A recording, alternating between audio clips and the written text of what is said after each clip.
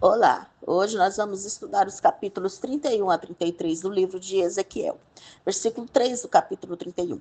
O Líbano era conhecido por seus cedros. O cedro era um famoso símbolo de realeza e majestade no Oriente Antigo.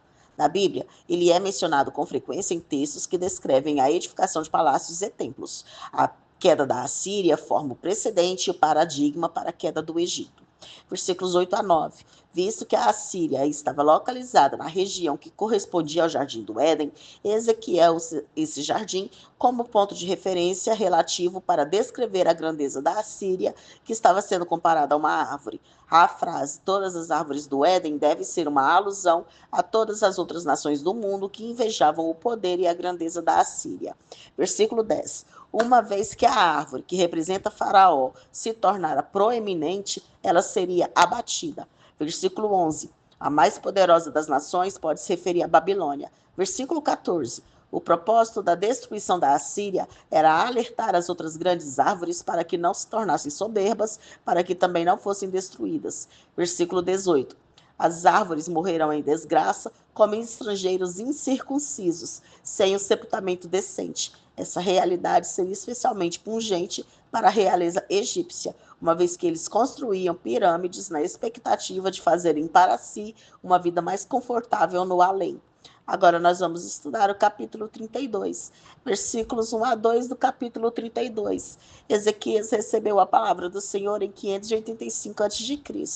O Egito se considerava majestoso como um leão, mas era sorrateiro, vigoroso e mortal em seu modo de lidar com outras nações, como o crocodilo. Versículos 3 a 6. Deus prenderia o Egito numa armadilha como uma rede prende um leão ou um crocodilo, usando muitas pessoas, muitos soldados.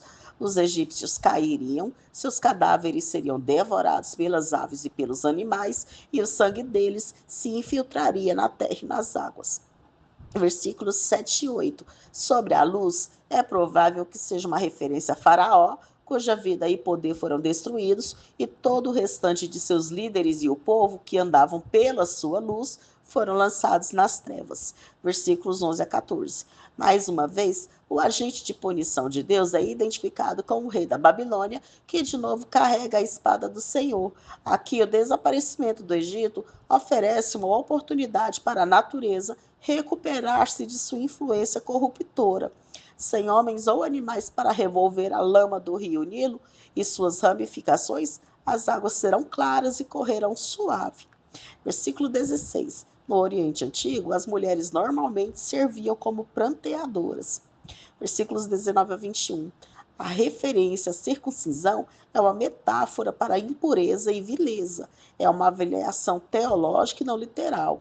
A expressão os incircuncisos é usada 10 vezes no capítulo 32 para enfatizar que a morte de Faraó será uma morte de vergonha e derrota. No inferno, o rei do Egito é saudado por todas as outras nações que escarnecem dele, pois ele está no mesmo nível que elas. Versículos 22 a 30. Várias nações têm sua morte retratada na vida além. Assíria, Elão, Meseque e Tubal e Edom. Embora tenham sido poderosos por algum tempo na terra, todas essas nações jazem como igualmente derrotadas na morte, todas conquistadas por Deus e destinadas ao inferno eterno.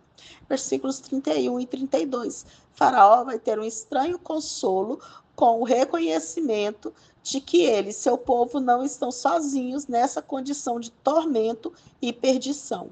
Agora nós vamos estudar o capítulo 33, versículos 1 a 6 do capítulo 33. Este anúncio de um novo oráculo dá início a uma nova sessão no livro, a qual liga os oráculos sobre as nações às profecias de consolação que encerram o livro de Ezequiel. Nos tempos antigos, as cidades maiores tinham um atalaia posicionado num ponto elevado, seja na porta da cidade ou numa torre de vigia.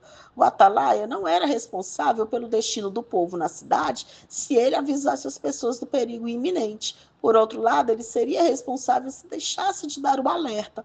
O atalaia é usado aqui como um agente profético que chama ao arrependimento.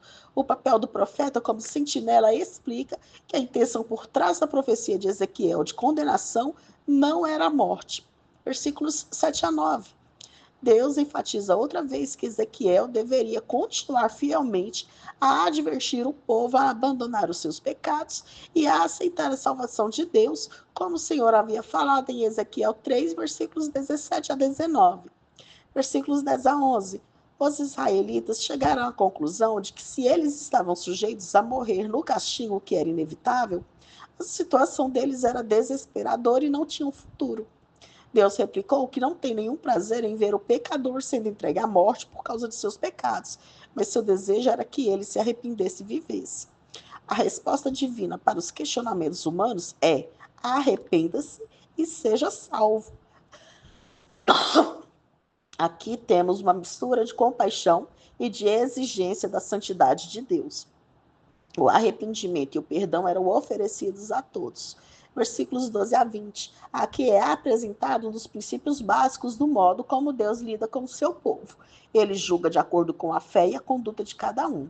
A discussão não é a respeito da salvação eterna ou da morte eterna, mas a respeito da morte física no castigo pelo pecado, que para os crentes não poderiam resultar em morte eterna. O comportamento justo pode apenas caracterizar um verdadeiro crente que era fiel de coração. Aqui não é feita a distinção quanto a quem é um verdadeiro crente em Deus. Há apenas uma discussão sobre a questão de comportamento como um fator na morte física. Para aqueles que eram idólatras apóstatas, a morte física conduziria à morte eterna. Para os crentes que amavam fielmente o verdadeiro Deus, seus pecados os levariam somente à punição física. Justo e perverso são termos usados para descrever o comportamento, não a posição da pessoa diante de Deus. Versículos 21 e 22. No início de seu ministério, Ezequiel não podia falar, exceto para proferir mensagens específicas da parte de Deus. Após o cumprimento dessas mensagens, das profecias, que consequentemente expuseram os falsos profetas, Ezequiel pôde falar de novo. O tempo que o portador da notícia levou para chegar até Ezequiel foi de 5 a 6 meses. Ele chegou até Ezequiel com essa notícia no dia 8 de janeiro de 585 a.C. Quando os exilados voltaram da Babilônia, a viagem levou de 4 a 5 meses. Isso pode ser visto em Esdras 7, versículo 9. Agora que o profeta tinha sido informado da queda de Jerusalém, ele trataria da restauração de Israel nos capítulos 34 a 39 e do templo nos capítulos 40 a 48. Versículos 23 a 29. Ezequiel advertiu os sobreviventes de que ainda outros castigos viriam sobre eles, caso não obedecessem a Deus. Por meio de um raciocínio estranho, eles concluíram que se Deus havia dado a terra a Abraão quando ele estava só, seria certo que agora, quando eles eram em número muito maior, Deus lhes conservaria a terra, um argumento baseado na quantidade e não na qualidade. Mas o castigo viria se eles se afastassem de Deus e o rejeitassem novamente. Versículo 30. Ezequiel havia sido ignorado e até mesmo ridicularizado, mas agora que os eventos tinham confirmado a veracidade de suas palavras, ele se tornou popular diante do povo. Ainda assim, continuavam a não lhe dar ouvidos, continuavam surdos quanto a arrepender-se e a obedecer. Versículo 32. Os exilados tinham começado a considerar Ezequiel como uma fonte de entretenimento. Ouvir o fará parecia-lhes ser uma maneira de passar uma tarde ou uma noite de inatividade. Nós terminamos aqui o estudo dos capítulos 31 a 33 do livro de Ezequiel.